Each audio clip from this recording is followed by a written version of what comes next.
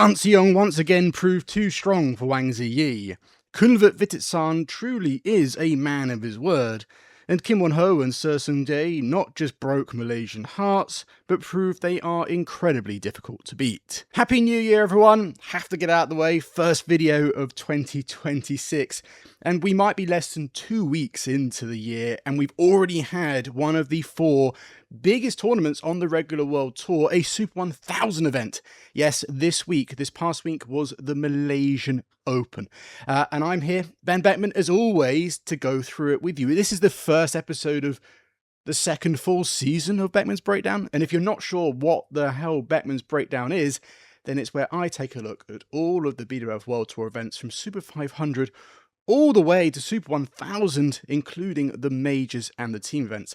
Like I said, this week was the Malaysia Open, a Super 1000. There used to only be 3 Super 1000s, now there's 4, with the Malaysia Open being upgraded. I think it was about 3 years ago in 2023 was the first time that they updated it.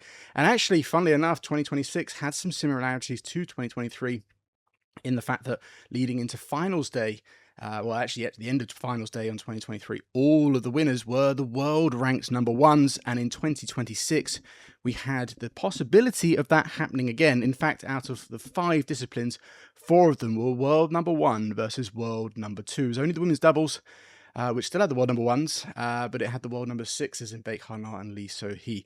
Didn't quite transpire that we had all world number 1s winning. It was 4 out of the 5 disciplines ended that way.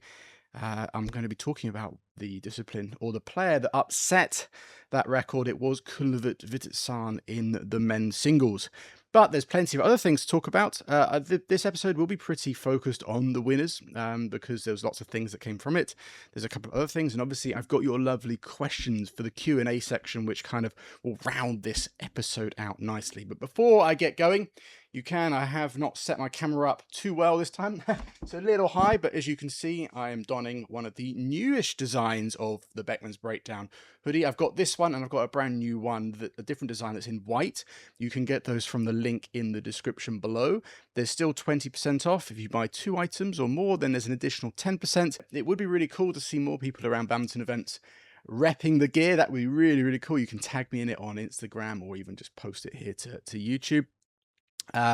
It would obviously help the channel. There's a little bit of a kickback for me in it, but in all honesty, even if you don't want to, that's absolutely fine. Just supporting, just watching these videos, liking, commenting, all those kind of things will obviously help me. And I hate to say it, because this is what the general YouTuber does, but if you're not subscribed to the channel and you like what I'm doing, you want to see more of these breakdowns as well as a few other bits of content, don't worry, I'm still going to be doing other things as well, then please consider subscribing. But all of that out of the way, let's kick off this episode of Beckman's Breakdown, where I look at the Malaysia Open Super 1000.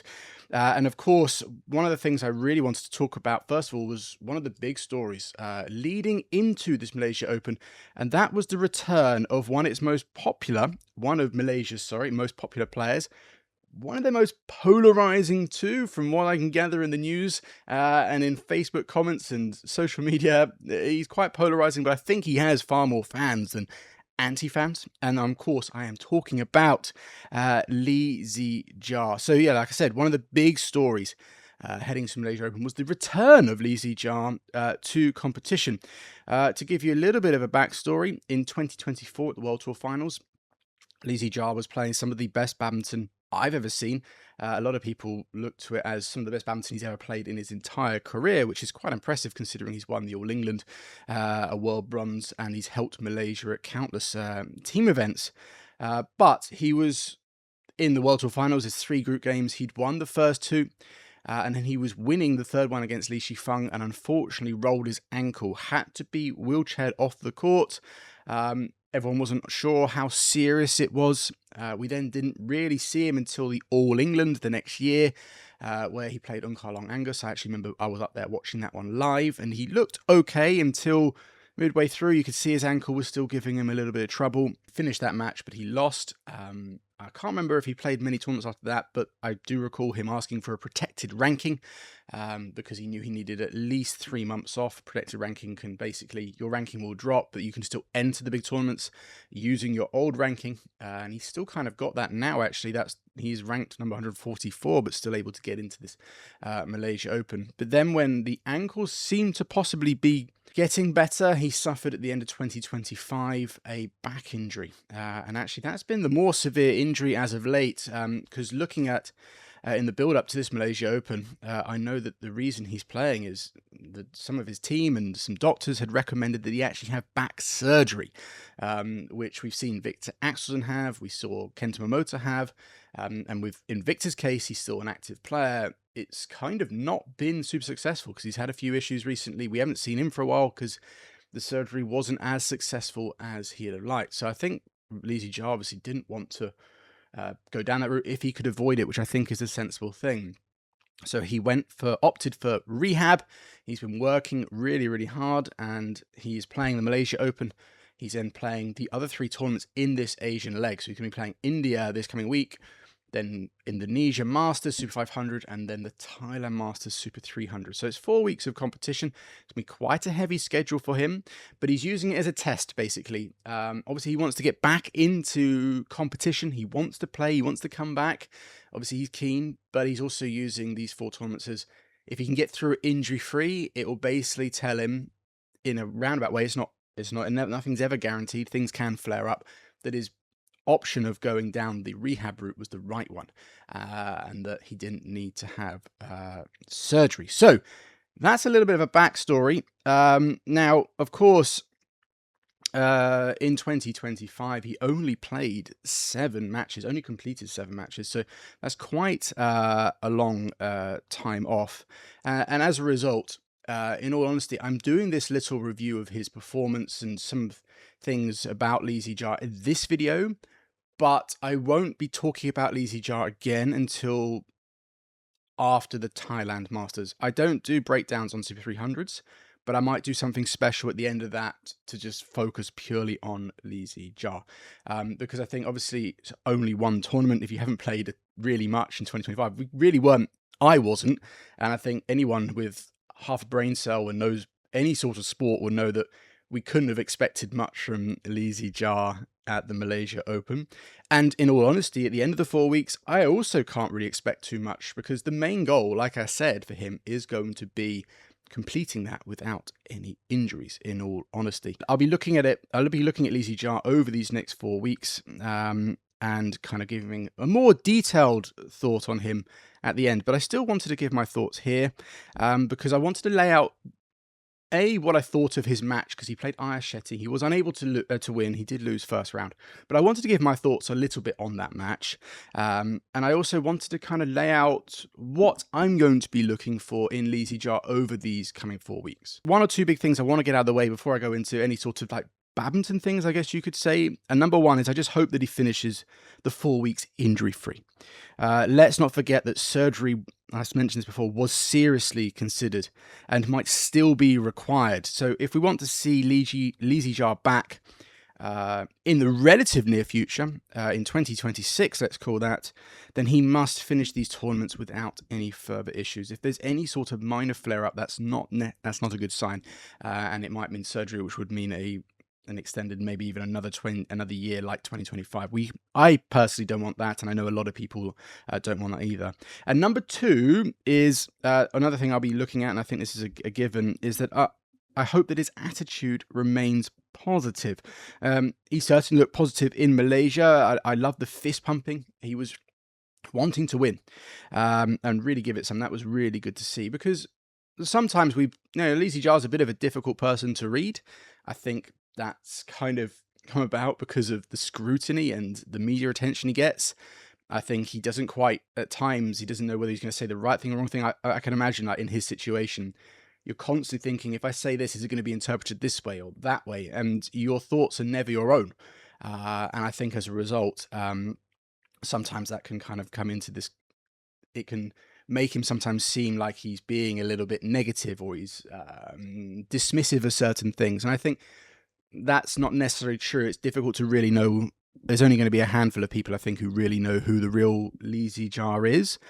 But I just hope that we can see some of those positive signs. You know, he's being, in his interviews, he's talking about the future. In the interviews, he's talking about he can't wait to play the next match, or he's positive about, not maybe, even if he loses, not about like just trying to be positive about everything, just like one or two things. That was really good. I'm really happy with this. This has progressed. You know, like I said, injury-free, all this kind of stuff. And the attitude on court, like I saw in Malaysia, the fist pumping, the desire to win in his own way. So I hope that continues. Those two things, I guess, are a given. And now for me, other than this, the things I'll be looking at a little bit, I guess, as a badminton analyst, this is a Beckman's breakdown after all, is the subtle things within Zii Jia's game that maybe can give us some indicator of him refining his form. Now, I'm not expecting perfection on these. Of course, it's 4 tournaments. He hasn't played pretty much at all for a year and a bit. We can't expect perfection after 4 tournaments. So there's 2 main ones, and they're kind of the two sides to a badminton game. But I'll explain a little bit more. So firstly is his defense. Now, he isn't suddenly going to have an amazing defense, but maybe his defense can hold up under a little bit more pressure. It could be as simple as getting his eye back. When you haven't played for a long time, even if you've played practice matches in the tournament conditions, things can just be on you that little bit quicker. You haven't quite seen those sharp shots in an arena for a while. It takes a little while for your eyes to adjust. I mean, even anyone who's played badminton here at your own level, if you don't play, say you didn't really play much for a year, if you came back, yeah, your skills, especially if you're a pretty good level, your skills might have, like your touch might go a little bit, etc. But generally, you can still hit a shuttle pretty well, and you know what you need to do. But the shuttle seems to just be on you that quick. You're not quite reading it as well. You're second guessing certain situations. So for me, if we can start to see that, especially in his defensive situation, but I guess this goes for his whole game, that it could be as that. Shot choices are quite a big part. You know, we use, say, Chen Long as an example, one of the players that's known of having one of the greatest defenses ever. He's literally called, like, the Great Wall of China. But whilst, you know, he didn't lack agility, he was tall and a little bit, you know, he could be twisted and turned. But his shot choice and shot quality was so good that you almost couldn't do that to him. He was so good when he played against, say, Lee Chongwei, who has, you know, shots and skills coming out his arse, one of the fastest players to ever play. Wasn't able to get Chen Long out of position because not only was Chen Long very good at reading the game, but he played shots that didn't really allow opportunities for Lee Chongwei to do that. So maybe we'll start to see Zii Jia's shot choice get a little better. For me, lastly, I guess this is the main one, and this bleeds into the next one about his attack, but when he's not in control of a rally, that doesn't mean that he's like completely on the back foot. I just mean when his opponent is in charge. If we kind of start the rally at neutral 50-50, even if the opponent's at, say, 60-40 or 55-45, not much of an advantage, but an advantage, can Zii Jia do anything to kind of quell that, or in the more worse situations, can he survive a little bit longer? That was something that, you know, when I saw him come back last year for the odd match, that I noted that he just lacked a little bit, and then against Ayush Shetty here, it wasn't as bad, but it was definitely something that he will want to improve. And then overall, his attack in general game. Now, Zii Jia is generally quite attacking minded. We know that he's going to play, and he did this in Malaysia, some highlight reel moments. I saw a backhand smash. I saw some get up really nice, very fast forearm action. He's got one of the fastest and strongest forearms in badminton down the line. Absolutely brilliant things. But I think a few of these, whilst they look really good, and if you only watch a highlight, you think, oh, Zii Jia's playing really well. But again, it's, for me, what I'm going to be looking at is more when he's not given these chances, or when can he play those same sort of attacks from a slightly worser position? I'm not saying like when he's in a really bad one, you wouldn't go for the big winner or the attacking shot in those situations, but there will be times where he'll be slightly off, but it's still on. We know that he's capable.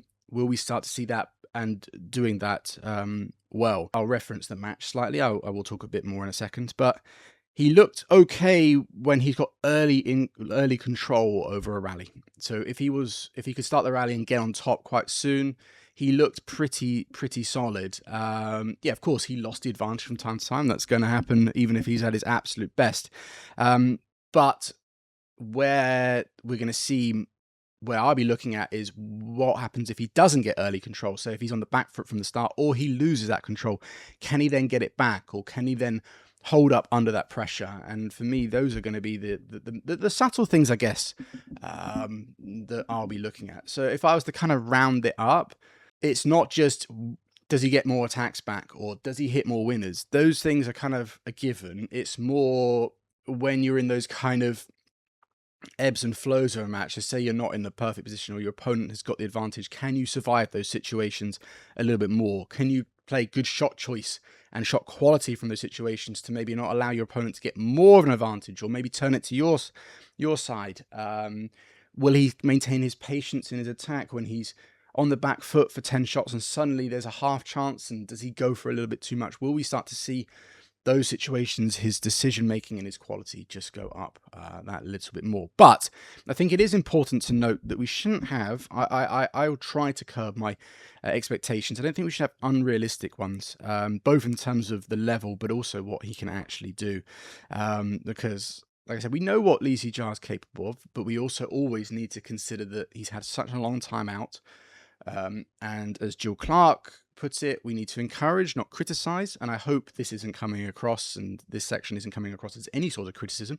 For me, it's encouragement, because what Jill said was that physically, maybe Zii Jia, I know there's still some uncertainty. He certainly has mentioned it, that this is a test. But the biggest battle is going to be the psychological one when you're coming back from injury. Even if physically you're okay, just you've been out for so long, maybe those doubts, or you're just unsure whether you can refine the level, or should I stop? All these kind of questions and things are going to go through his mind. The one thing that I think will help him, whilst some people might see it as a negative, his coach will change. He's going to have Darren Liu back. I think I've heard that's an interim thing, but he's praised Darren Liu quite a lot, and they're very close. And he mentioned that Darren Liu is one of the only people that truly knows him. So I think in this situation, Darren Liu couldn't be a better coach. Those are the kind of things I'll be looking at. Now, let's talk about his match versus Ayush Shetty a little bit. I think before I talk about how Zii Jia does, I think I quickly want to give a little bit of respect and acknowledgement to Ayush Shetty, who's a young player that had a nice little breakthrough year in 2025, beat a number of the top players. I think he even beat Victor Axelsen. He beat Kota Naruoka twice. Did he win the US Open, or was it the Canada Open? It was a Super 300. A really, really good player. And the fact that this was his first Super 1000, and I know that Zii Jia was not firing all cylinders, but just that situation, that's quite a pressure. He came out there and the crowd were really loud for Zii Jia. This is his first round. He probably was seen, and he would have seen it himself, as the favourite to win, that he should have won, but there's a big difference between being the favourite, knowing you should win, and actually winning. So I thought he put in a really solid performance. He did have a couple of moments, which I've seen a few times in his game, where he looks like he just lets his foot off the pedal, lets the game kind of get away from him, lets his opponent in.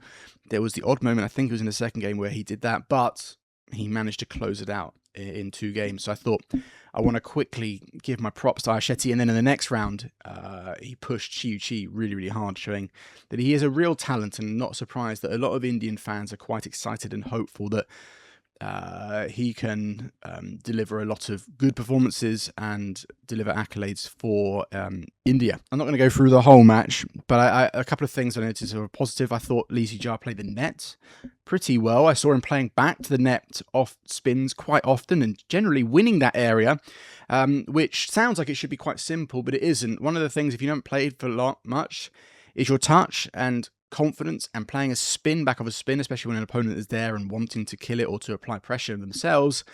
That's not easy. So the fact that Zii Jia was able to do that is good, and I think what it says about the things I'll be looking at, how can an opponent take back an advantage? How can Zii Jia do that? And one area is when your opponent plays back to the net, you play back there again.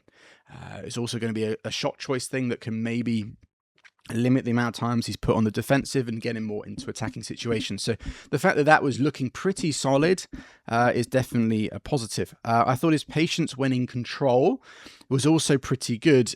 He wasn't too rash in his play. Maybe I've always thought that since Zii Jia has tried to generate and develop his basic game, his rallying game, that sometimes he goes a little bit too far one way, but that's pretty normal. I'd like to see him still although this might come with a few errors, go for a few of his wild attacks, because that just keeps that fear in his opponent, because he can hit so many amazing shots that maybe that. But generally, the fact that he had the patience in that he wasn't so eager to win and kind of bleed over and make too many mistakes, I thought was actually pretty good. I've already mentioned his fist pumping and trying his best. That to me shone above absolutely everything else. The fact that he was positive throughout the entire match. Now, where he was always going to lack was in match sharpness, inconsistency at match pace, and playing in like tournament conditions. Plus, I think add to this that it was home soil, and I think that's an advantage and a disadvantage, because you know, you get the home crowd, you get a lot of support, which can feel nice, but you also want to deliver. You feel the pressure of delivering on home. But all in all, I thought it was a good performance, with the big thing being he ended without any injuries.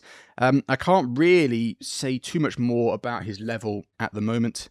I've already mentioned Jill Clark spoke of the difficulties of coming back. The emotional fight back is sometimes harder than the physical one, and this is just the first step, but it was a positive first step back. And I'm quite excited to do that video on Zii Jia at the end of these 4 tournaments. Hopefully it's a positive one, and by positive I mean that he finished. I mentioned this countless times, but I really want to hammer it home that he finishes these 4 weeks injury-free and still enjoying his badminton and eager to get back, to continue training, to build on what he's built over those 4 weeks. And then, you know, I think I read earlier reports that he's not going to be involved in the Malaysian team for the Asia Men's Team Championships. Maybe that will change. I think there's plenty of time still for that decision to change. But if not, then it'll be the All England and tournaments from there. So the last thing I'll say is I urge all of you in the comments to encourage Zii Jia. I did an Instagram post asking for that, and the response was absolutely fantastic. It was a post that got more comments than I think I've ever had, and they were all positive. And most of you were just like, they're saying it was really great to see you back on court. This is just the first step, etc., etc. So let's keep any comments about Zii Jia in the comment section as positive as possible. Now, anyone who does criticize, whilst it is your prerogative to do so, I can't stop you. Well, I could delete your comments, but I'm not going to do that. But I just say that it would say a lot about you as a person, in all honesty. I just think absolutely ludicrous if you're someone who's going to criticize someone in this situation. So I, for one, wish nothing but the best for Zii Jia. He's a great player. And in all honesty, with him in it, men's singles will be better. So if you ever watch these Zii Jia, then I'm rooting for you. I hope you can finish these tournaments injury-free and gradually, piece by piece, claw your game back. You know what I'm going to be looking at in terms of your game, and I wish you nothing but the best. But I need to move on. That was quite the section, but I think it was absolutely necessary. So I'm going to stick with men's singles, because obviously I need to talk about the winner, and that was Kunlavut Vitisarn of Thailand. And Kunlavut was a man of his word, because before this tournament got underway, I saw a post on Instagram from Badminton Blah Blah, who's a big Instagram. He's got a large following. I say he, I don't actually know if it's a he or a she, but they've got a large following on Instagram, and they obviously generally focus on the Thai players. And they posted something about that Kunlavut had said in an interview that he was focusing 2026. He was focusing on the 4 Super 1000s: the Malaysia Open, the All England, the Indonesia Open, and the China Open. Now, I wasn't sure this was just someone had asked him a question like, what's your goals for this year? And he said, I want to do well at the 4 1000s. You know, some sort of generic answer, and it's just kind of been taken out of context. But the more I looked into it, the more it was that Kunlavut basically, because whilst he's been in the last 3 World Championship finals and an Olympic final, he never contested a Super 1000 final, which is quite incredible when you consider that. And so he wanted to put that right. And he also said that the level at the top of the game, the top 15, are so close that you have to be at your absolute best in every department if you want to do well at these Super 1000s. And so he was going to, in 2026, make a big conscious effort to focus on those. And he did just that, because he didn't just reach the final, he won the whole thing, and he beat Shi Yu Qi of China, the number 1, the world champion, and actually the defending champion at this Malaysia Open. Now, in that final, he didn't actually finish the match because Shi Yu Qi had to withdraw. with a shoulder injury. I think he'd said something, Shi Yu Qi. Later, I've heard that he'd pulled something from a smash. I'm not sure whether it was in his quarterfinal or semi-final, but I think it might have been the semi-final. And the treatment that he'd been receiving just wasn't enough. I saw him getting cold spray on his shoulders quite frequently in the breaks. And Sun Jun, his coach, he was talking to him like, basically saying there's something not quite right. This isn't feeling good. And then for me, the fact that at 6-1 in the second, having lost the first, and he'd done the spray in the change of ends. If 7 rallies later you're asking for the spray again, in all honesty, it's probably wise to retire, because the spray can only do so much, and if you need spray that frequently, then it's probably best to go, do you know what, this isn't happening. And also, I think Shi Yu Qi did know that the way Kunlavut was playing, it was going to be very difficult, even if he was fully fit to win. So he probably thought, I could play on, I could fight to the end, which could aggravate the injury more. Also, all I'm going to do, I'm probably still going to lose the match because the way that Kunlavut was playing. And so I think, in general, whilst it's always sad to see a opponent pull out, and it kind of takes away a little bit of Kunlavut's overall victory that he wasn't able to finish the match. I think had Zii Qi just continued on, it would have been such a dead match. It just would have been a bit of a farce, to be honest. So probably it was best to just call it a day. Let's talk about Kunlavut, because he had a great tournament overall, and obviously he set out to do better at the Super 1000s, and he exceeded that, winning the tournament. So I think it's good to talk about some general observations of Kunlavut Vitisan and what he did at this Malaysia Open. Now, I read, and it's been all over the Malaysian newspapers that I was reading last night, that basically Kunlavut had been getting a lot of advice from Lee Chongwei, a Malaysian men's singles legend, a guy that won the Malaysia Open 12 times. And Lee Chongwei had basically said to Kunlavut that he needed to develop his attack. It needs more sting. I think that was some pretty solid advice. Although being a long-time fan of Kunlavut, this is something that has been said about his game for a while. Kunlavut's got so many extraordinary skills. He makes the game look incredibly easy. Fitness-wise, physically, that's another area that he could improve, but he can generally kind of go a long time, and I think a big reason he can is because his shots are so good and his skills and touch that even if he's tired and exhausted, like we saw in the semi-final against Christie, he can still play with really good quality, and it's still very hard to break down. But definitely, his attack is one of the two main things that I think could improve. In this Malaysia Open, Kunlavut definitely, I'm not going to say, because, we saw him at the end of last year, and I thought that his attack, at the tail end of last year, we started to see him maybe a bit more proactive. I'm not saying like suddenly his attacks just jumped up 20% between the end of 2025 and 2026, but definitely he was trying to use it more in this Malaysia Open. I'd seen signs of that at the end of 2025, but I think obviously with the focus being like, I really want to do well here, we saw it even more. It was only really in his match against Christie in the semi-final where it dropped, and that's because I think maybe he did admit afterwards that he put so much effort into his quarterfinal against Lanier and the semi-final against Christie that I think by the time he got into that second game against Christie that he was very tired. He even admitted afterwards that I think he got a bit tired. So it kind of bleeds into the other thing I said, that if he's going to want to develop his attack more and use it more, he's going to have to also bring up his physical game. I think I did hear Jill mention this, that if he got his physical better, how good would he be? And Steen said he would be almost impossible to beat, and I would agree. But physical and attack go kind of hand in hand. Let's bring it back around here. So yeah, for me, the big standout thing about Kunlavut was his a few things. His attack was better in terms of his willingness to use it, his variety. It did have pretty good sting to it. That's something that's gradually improving year on year with Kunlavut, and I hope that he continues to develop it. I think he's pretty aware, considering that he agreed with Lee Chongwei and even thanked him. I said, I thank Lee Chongwei for always giving me advice when I have a problem or worry. He gave me good advice on how to prepare and how to control everything on the court and outside the court. So clearly the advice of you need to attack more, it goes beyond just that. So I think Kunlavut definitely was trying to be more proactive in his game. I think I say that about a lot of players, but I think we've heard reports, and there's all this talk these days that singles players or badminton players need to be much more complete. You can't just have really good defense or really good skills or a really good attack. You need everything.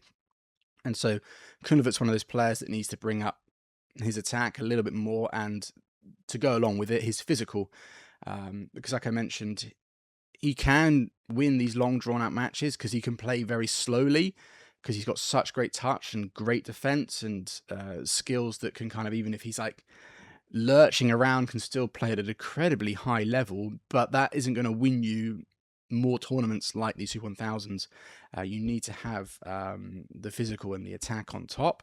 And he definitely showed the early signs of that. I'm not going to sit here and go, that's Kunlavut at his absolute best. I think he's got far more to give, but that was certainly something that jumped out to me. I think he looked in pretty decent shape. Like I said, in his early rounds, really, really good, very, very attacking. I can't remember who played in the first round, but in the second against Koki Watanabe, I think it was, or maybe that was the first round. Good attacking performance in the courts against Alex Lanier. He got stronger, whereas Lanier kind of faded. And Lanier is one of the physically stronger men's singles players for someone of his age. In the semis against Christie, another physical player.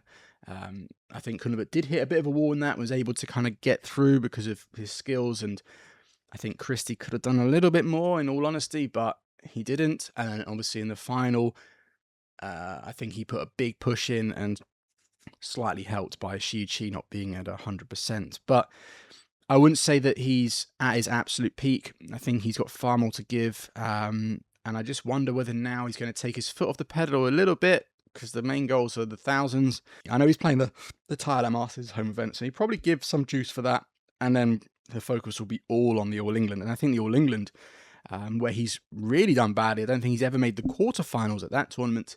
It's obviously one of the biggest, if not the biggest, Super 1000. It'd be really interesting to see what level he brings there, and if he can continue to develop his attack and his physicality and comes in super strong there. That's, I think, a tournament where we could see, more improvements from him. Obviously, I have to talk a little bit. I want to touch a little bit on Shi Yu Qi himself. Well, we know that he withdrew shoulder injury or whatever. He had it heavily taped. I think he stressed it in his either his quarter or semi. It was in a slightly earlier round. So let's kind of like put the final to one side. A lot of people were wondering whether he'd actually even make it to the final, because whilst he is the world number one, he had a very hectic end to 2025. We saw at the World Tour Finals where he struggled in the final with his movement because of blisters against Christo Popov, which he lost. And then less than a week later, he played King Cup, which he did win. That was 3 more matches. And then literally a week after that, he's in Malaysia.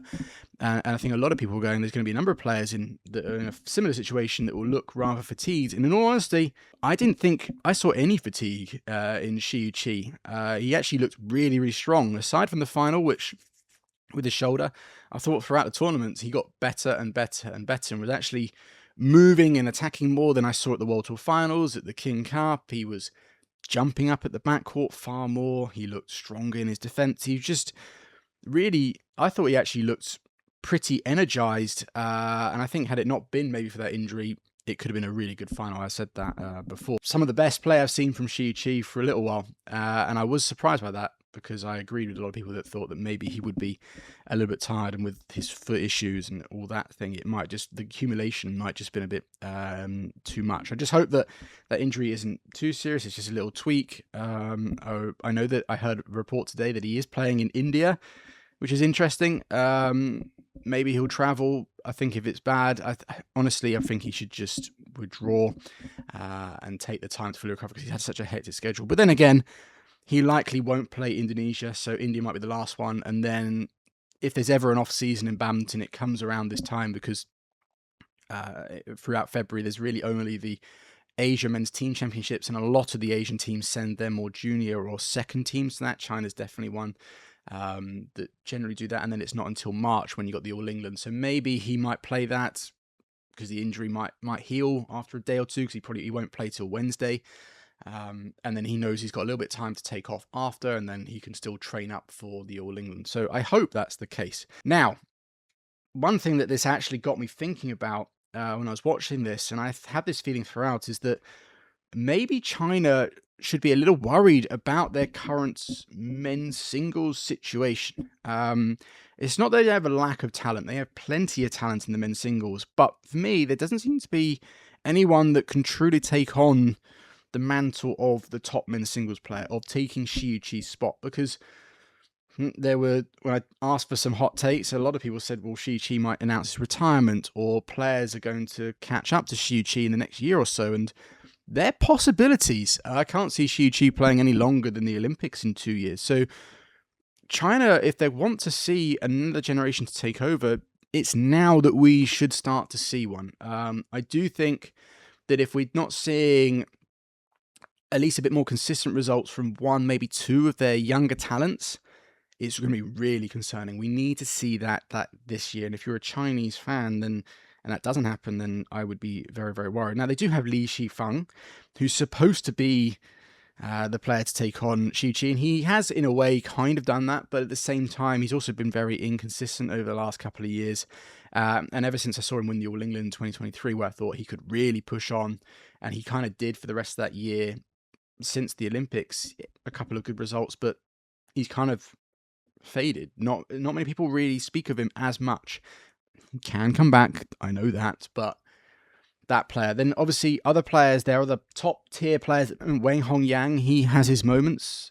He's good, but I've never been fully convinced of him. I liked him when I first saw him because he was left-handed and very attacking, and I liked that. And it was at a period where I think China were transitioning out of the Chen Long style of approach of badminton when we saw Sun Jun come in, who was definitely bringing in a little bit more attacking play into his men's singles players. But again, he hasn't really consistently pushed on. He's a first, second round loser, and then suddenly will win a tournament. Other than that, you've got Lu Guangzhou, who rounds out their top four, but he's been around for quite a while with moderate success. You've got Lei Lanxi, who's been a bit of a latecomer. He's good, but I don't get superstar quality for him. Now, the next generation, and another thing that kind of worries, I think should worry Chinese fans, is that the next generation, whilst they are talented and good, they're not doing as well as their counterparts. So if I use Li Shifeng as an example, in his generation, you had Lakshya Sen, Kunlavut, Kodai Naraoka, etc. And they've all done well. You know, Li Shifeng has achieved some great things, and all those players have done great things. So this was a China player amongst those. In the next generation after that, so you're Alex Lanier, Aoi Farhan, and Ayush Shetty. Name a Chinese player. You can name them, but name a Chinese player who's doing as well as those guys. You've got He An, but, you know, we saw him get that kind of boost. I was quite excited after the 2024 King Cup, and then I think he played pretty well he was given opportunities. I think, was it the Sudirman or the Thomas Cup? I think it was the Thomas Cup, maybe earlier in that year. But we haven't really heard much of him since, playing more the lower tournaments, but even then I haven't seen him winning lots. You've got Wang Zhengxing, who reached the China Open final last year, 1000. That's a great result. And I love watching him play. I think he's really talented left-hander, but in Malaysia, it was his first Super 1000 this year. And he was riddled with nerves against Lung Junhao and really didn't put in a great performance. You've got Liu Yangming Yu, who won the World Juniors, and he played well in the King Cup and the Super League, another left-hander similar to Wang Zhengxing. And it's early days for him, but his contemporary, the guy that he beat at the World Junior Final, Ubaidillah of Indonesia, is already being put on the senior circuit and getting good results. You know, he reached the final of the SEA Games, and I've seen his results pop up here, there, and everywhere. So the question is, we should be seeing one or two of these guys break away, and we aren't yet. Is that worrying, especially when the other nations are? And like I said, it's also a little bit worrying when you consider that their top player, Shi Yu Qi, probably won't go on more than another 2 years. So if they want a player that's going to, when Shi Yu Qi retires, say it is at the end of the Olympics, they're going to want a player to be able to come in and fit that spot pretty much immediately.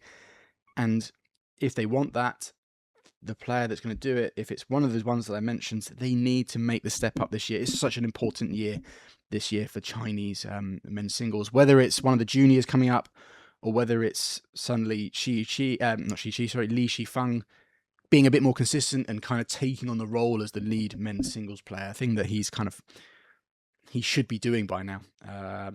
Him and Shi Yu Qi should be pretty much even at this point. But yeah, no, I just wanted to quickly mention that. I'd love to hear your thoughts. Is it something that we should be concerned about? Or have you got the faith that Chinese men's singles can bring it around? Moving on to men's doubles. Kim Won-ho, Seo Seung-jae managed to win the men's doubles title. They were upset the Malaysian, the home crowd, who had their first finalist at the Malaysian Open since 2018, since Lee Chong Wei, and their first men's doubles finalist since 2014. Kim Won-ho and Seo Seung-jae started off 2026 like they started 2025 by winning the Malaysia Open. And for me, what I really want to talk about here is they did so showing a number of qualities, but the main one being a champion's mentality. I did an Instagram post, and I posted it this morning actually for the BWF, where I felt that the Koreans, they were brilliant all week. They showed a number of things, but the champion's mentality, the ability to win even when you're not at your best, always finding a way to win, is something that they showed in abundance. Because I'll get to the final in a little bit, but there were reports from the quarterfinals onward that Seo Seung-jae's shoulder was in a pretty bad state. He wasn't able to deliver many full power smashes, relying heavily on his forearm. And Kim Won-ho, I think his back wasn't in full fitness too. So neither of the players were physically at their best, but they were still able to win the whole tournament. But going through their events, their rounds, in the first round they played China's Chen Boyang and Liu Yi. It was a repeat of the final from the 2025 and also a repeat of the world final. And for me, they just looked so cool, calm and collected in that match. That was a potential banana skin, an early round, and they just showed like how much more mature and calm they are under the pressure, and that's something that I noticed throughout 2025 just got better and better and better. They started it with pretty good quality in that respect, but it's just going through the roof, and they showed it in that round. In the second round, they played Tan Wee Kyong and Mohammad Azrin of Malaysia, a pair that actually beat them, one of the surprise losses, actually one of the most surprising losses, if not the most surprising loss that Kim and Seo had in 2025. That happened at Denmark Open, and the way that the Malaysians won was by using a very creative, flamboyant style, and you could see in Malaysia that the Malaysians tried to do the same, especially Azrin. Lots of service variety, lots of attacking variety, lots of fast rotational play, everything to try and upset the rhythm of the Malaysians. And it was bolstered by a very energetic crowd, and it was working for about half a game, 2/3 of a game. And then, just like they did in the first round, they just clawed it back. They weathered the storm, steadied the ship and gained control. Quarterfinals against Man Wei Chong and Kai Wen-ti, another Malaysian pair. They had a very close match with this pair at the World Tour Finals and at the World Championships, actually. And one good thing that was quite good for the Malaysians was that Kai Wen-ti did look fitter. That calf injury that he suffered at the end of 2025 was looking decent, was healing. But again, the Koreans were able just to, deal with the situation so well, and just play brilliant badminton and just manage to win, put in such a laser-focused performance. And then this is where it gets interesting, because in the semi-finals against English pair Lane and Vendy, the English pair came flying out of the blocks, both pushing up the court, both taking it to them. I think that's definitely quite an important thing to do in men's doubles, especially if the conditions are a little slow like they were. You need to be able to create chances. You can't just sit back. You need to push up. And that's definitely something that works, is a successful plan against Kim Won-ho and Seo Seung-jae, although you do need to be quite patient with it because the defense is so strong. In that semi-final, the Koreans did start a little bit slow, especially Seo Seung-jae. His shoulder, definitely, that was the round where we first heard reports that his shoulder wasn't at absolute best. But again, this is where they showed that champion's mentality, because Seo Seung-jae managed to find his way into the match, and I actually thought Kim Won-ho, in the earlier rounds, I'd say Seo Seung-jae was the slightly stronger player. Not by much, but he was. In the semi-finals, and it bled over into the final, it was Kim Won-ho that took on that role. He led the partnership. I thought that he found the gaps well. One thing I noticed, I said that the English pair were pushing up the court, and what I thought Kim Won-ho did really well, he did so many over-the-top shots. I've seen him use that tactic to great effect in other matches. In fact, against the pair that they played in the quarters, Man and T, when they played them at the Worlds, that match was close. And one thing that the Koreans did was some return of serves where they went and pushed over the top, because usually pairs are trying to push up and get both of them at the front. There's usually this space over the top. It's very hard to find that space when you're under pressure and when the scoreline's tight like it was in the semi-final, but the Koreans, especially Kim Won-ho, was able to find it. And I think Kim Won-ho definitely was the player that shone in that match. And then in the final, against Aranchar and So Yik. For me, it was a great match. It was a really good final. I mean, the semi-final was also good against Lane and Vendy, but the final was really good. Many swings of momentum. I could go through them all, but again, like I said about Kunlavut, that would take a little bit too long. So what I want to do is kind of pinpoint one or two specific things. And like I did with the men's singles, I want to talk about the Malaysians as well. I can't just ignore them because they had a great tournament. For me, both pairs seemed to prefer the further end. And in the third, it seemed like the Malaysians might sneak it because they came back from 11-4 down the change ends, and they won 4 very quick points, which put a completely different complexion. But due in some ways to a bit of Korean luck, and those 2 big easy misses, one from So Yik and one from Aranchar right at the death, it was Kim Won-ho and Seo Seung-jae who won. Now, I think for me, one I kept thinking, and actually I thought about this more after it, I couldn't stop thinking about this final, and maybe people might not agree with me on this, but I actually think that had the final not been in Malaysia, say we had the exact same match playing out all the way up to that mid-game interval at 11-4, and then we had the Malaysians come back. If that had happened, but it would have been in China or somewhere else, just not Malaysia, I think Aranchar and So Yik would have converted it into the win. Not saying like 100% yes, but I think they would have had a better chance. Because I think the pressure, like, there were some things that were, for Kim Won-ho and Seo Seung-jae, I've spoken about, you know, the shoulder injury to Seo Seung-jae, the back injury to Kim Won-ho. So physically, they were slightly down. They weren't firing on all cylinders. But one thing that kind of neutralized that a bit, and Steen Pedersen mentioned this, is that the pressure on the Malaysians to want to deliver in front of their home crowd, I think, neutralized that a little bit. You could see there was a few moments where, like I said, those 2 big misses, I think they came at like 18-17 or 19-18. One from Aranchar, one from So Yik. That I think those were misses from pressure of just forcing it that little bit too much. In general, all 4 players played well, and I thought the Malaysians handled the situation pretty well in general, but just at those crunch times, it just didn't quite go their way.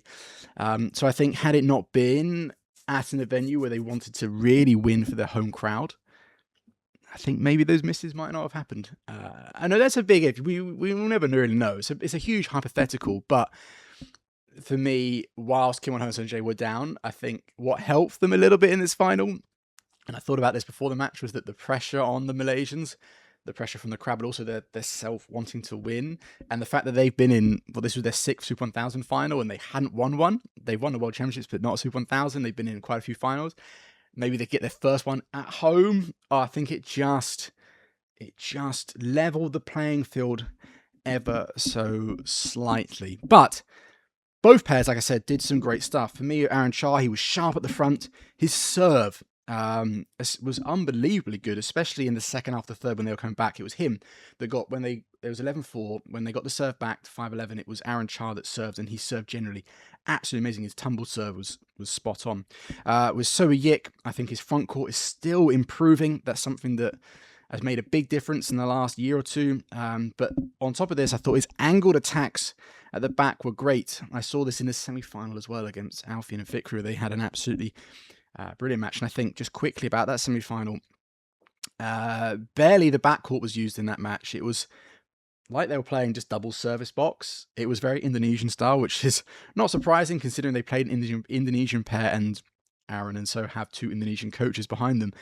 But it was quite good because clearly Harry IP, the main head coach who's Indonesian, has been teaching. We heard lots of reports last year of the no-lift badminton, the Indonesian style that he's trying to get his Malaysian players to play. And they did that perfectly in that semi-final. It was a real test of that. And the fact that they came out on top, I think, huge improvements. And I think Seo Yik, whilst Aranchar is someone that naturally could have taken to that game, I don't think Seo Yik is. So the fact that I think he's improving in all those areas, really, really good. For me, Kim Won-ho, steady as hell. His over-the-top shots that I said he did so well in the semi-finals, and I've seen him do in the past. I saw him do it again. The bravery to do it. it won him so many countless points, and I think he held the team together, even if he wasn't fully 100%. And even Jay, after the final, in an interview or the semi-final, said that fortunately Kim Won-ho backed me up and kind of brought it home for the team. And then Jay, he had his moments in the semi and final.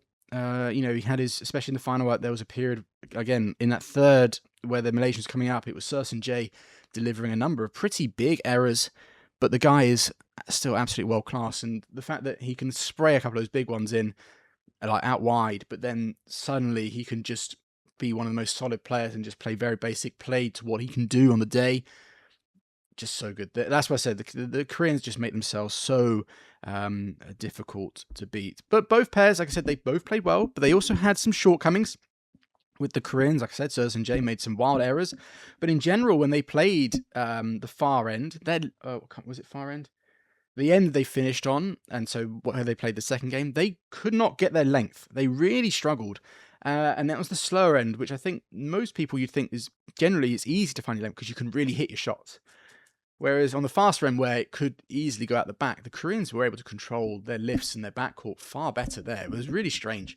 The fact that they weren't able to kind of find their kind of range on that side. And for me, I think the Malaysians, just a few too many mistakes, those crucial ones I'd already mentioned. And maybe it came about from just pushing their attack that little bit more. It's minor. It is minor. Like I said, in general, they were good, very good, but just sometimes just the odd one. That it's small percentages in these finals against the World 1 and World 2 pair, at this level. It's those minor things. Like I said, throughout the whole tournament, Kim Won-ho, Jay showed all these qualities, but above them all was that champions mentality, finding a way to win even when things are difficult. I think the last thing when it comes to champions mentality, especially in the doubles events, and this is a big thing when it comes to successful pairs, is the communication, how they work well together. I've praised Aaron Chan and So Yik in the past. They've played together for a very long time. They're very close friends. They work well.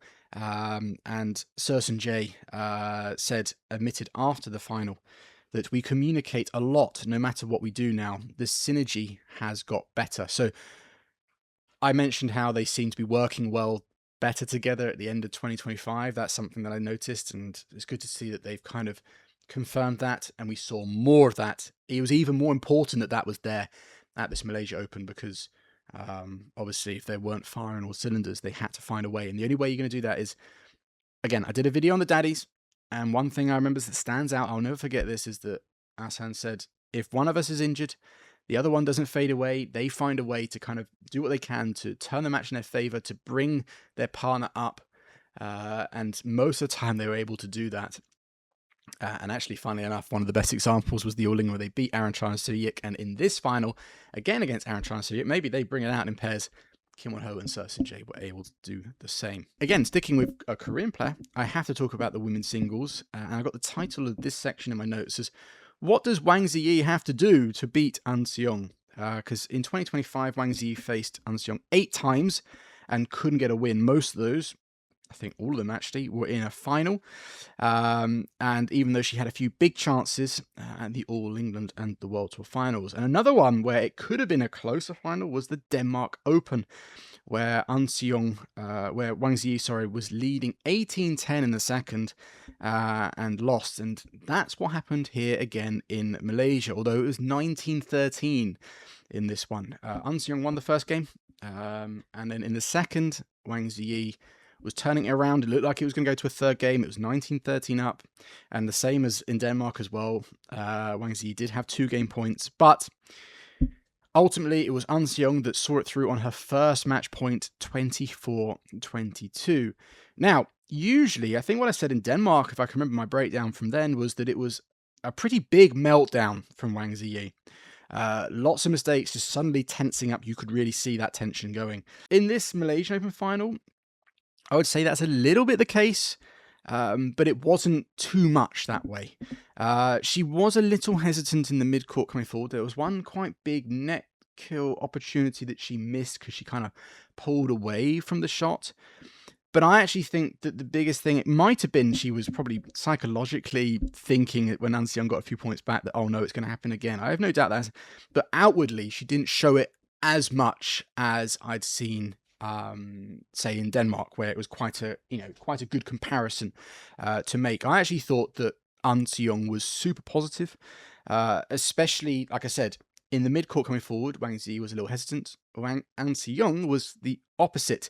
And I actually think the mid-court where she comes in, she does some of these like reverse drives and pushes from below the tape, applying pressure from not just clear-cut opportunities. I actually think that's probably the area where An Se-young has improved her attack and her game the most as of late. And it was really good to see. And I think the way that she won the match, where she was doing a number of those and really persistent with her attack, and then it finally paid off, is a fantastic example of that. So now, obviously, the question I posed at the end, what does Wang Zhi Yi need to do to win? Now, I think the positive thing for her is that she is getting in winning positions. It's just getting over the line that's obviously difficult. And I think the obvious thing would be that it's a psychological issue. And when she's in that winning position, what is her state of mind? Now, I'm not a sports psychologist, so I'm not going to kind of infer much more. But what I will say is I hope that Wang Zhi Yi is working with one. If she isn't working as a sports psychologist, then I hope she is, because that's the only kind of people that are going to be able to help with these situations. It's very easy to go, just keep doing what you're doing, or just put it out of your mind. That sounds so easy to say. And sometimes for some people that might work, but for most people, that's, you ever do something where you're not really trying to do it, but it's happening, and someone says, oh, just don't do it. It's like, thanks. That's not the kind of advice. It's a lot more than that, and I think it's only going to be a sports psychologist that's going to be able to help. So hopefully Wang Zhi is working with one, because, like I said, skill-wise, badminton-wise, she's clearly got the game that can put herself in those winning positions. But let me quickly wrap up the saying that what a start to the year. Another very strong start for An Se-young. She has now become the second most decorated player.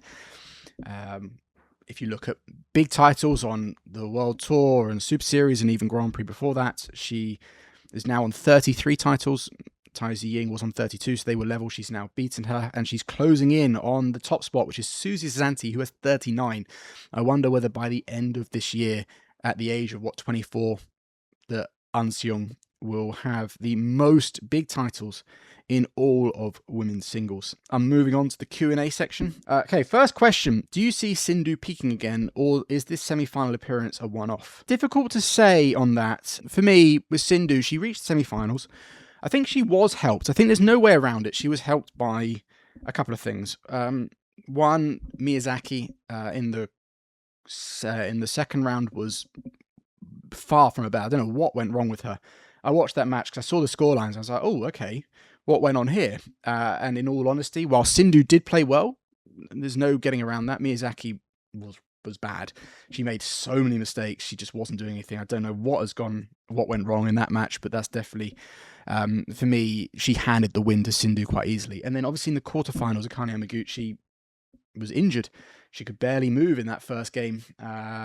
Sindhu still won it, and then Yamaguchi retired. So the draw opened up a little bit for her to get to the semi-finals. But then when I watched the semi-final against Wang Zhi Yi, she did lose and she lost in straight games. But I was actually quite impressed with the way I thought actually Sindhu has improved a few things. I thought she was moving well. Definitely the best I've seen her move for a long time. I know she's coming back from injury, so maybe that's fully behind her now. I thought she was using her attacking game well, which is something she's been very good at. But another thing I thought really stood out to me was a little bit more creativity from the front of the court, which is something that I can remember, I think, a tournament last year, Steen Pedersen mentioning that one way she's going to have to add more layers to a game, because players these days have to be more and more complete. And so Sindhu, as she gets older and won't be able to just rely on her very basic, straightforward game that brought her so much success, needs to find ways to kind of get her opponent on the back foot a little bit more, or to be able to give herself opportunities to create attacking chances. And one way that I can remember Steen saying was through the front court, through her touch, through her skills, through her deception shots. And I felt we saw bits of that here in Malaysia. So as far as is she peaking again, I think it's a bit early. Let's see how she does at a home event in India.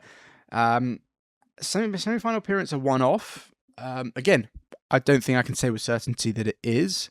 If she plays the way she does, like she did here this week, she's definitely capable of beating a few more of the top players.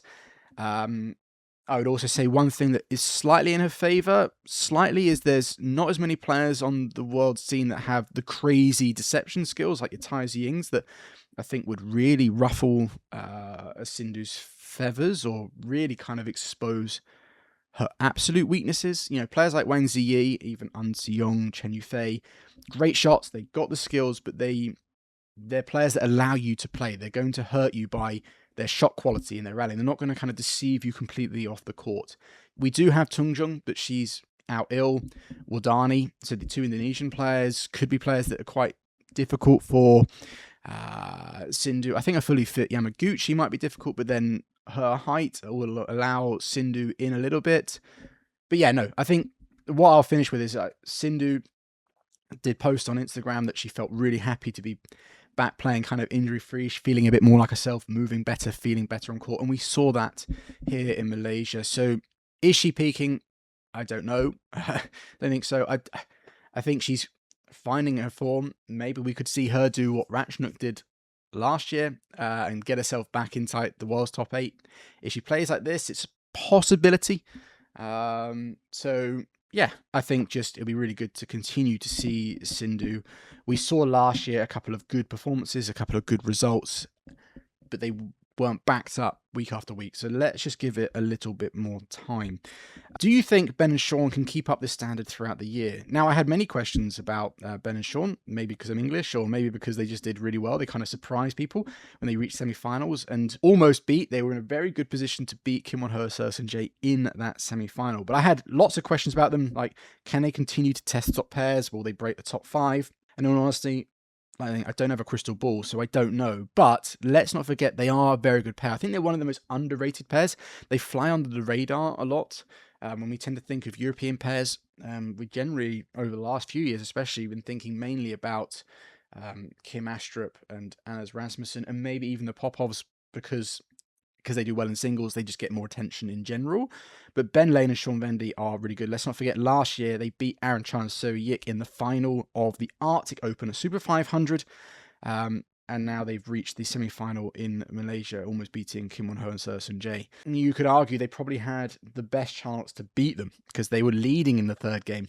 Obviously, whereas the Malaysians were kind of catching up and never were able to, the English were ahead and had the opportunities to send it home, but they weren't quite able to do it. Now, for me, there's a few question marks over Lane and Vendy. They've got a bit of a difficult period coming up for them, in my eyes, because I think they've gone independent. I saw they were putting online advertisements for coaching roles. Now, I did see Nathan Robertson behind the court in Malaysia, and I know that he's also left Badminton England, but I don't know whether this tournament is the end of their contract or whether Nathan has actually become their coach. That would make sense in my eyes, but I don't know. But if it isn't, going independent in general, there's usually a bit of a transitional phase, trying to find good training partners, training facilities, organising all those sorts of things. You're organising absolutely everything. There's always a little bit of a transitional phase. And if Nathan is their coach and they've got that sorted and they've worked with Nathan for a long time, and so that's going to be quite a smooth transition, then these issues won't be so prevalent. But obviously if Nathan isn't and they're still trying to find themselves a coach, there's going to be that side of things as well. So it's going to be quite interesting. But as for ability, certainly they are a fantastic pair. And like I said, I think they're quite underrated. And it would be good for English badminton as well. We do desperately need it. Is the meta of strong backcourt player and strong frontcourt player like Liang Wang, Gideon Sukamoyo, and Fu and Kai coming to an end, and the new meta of all-round pairs like So and Kim and Cha and So here? And now, I've kind of already answered this. I've said this a few times in some other breakdowns, is that I think in both men's and women's doubles, I think the days of an out-and-out front player and out-and-out back player are done. If you want to be successful, and Kimono Sosei really have shown the way, you need to be both good in absolutely every department. You can still have pairs that are front-back combinations, but both players must build up their weaker aspect.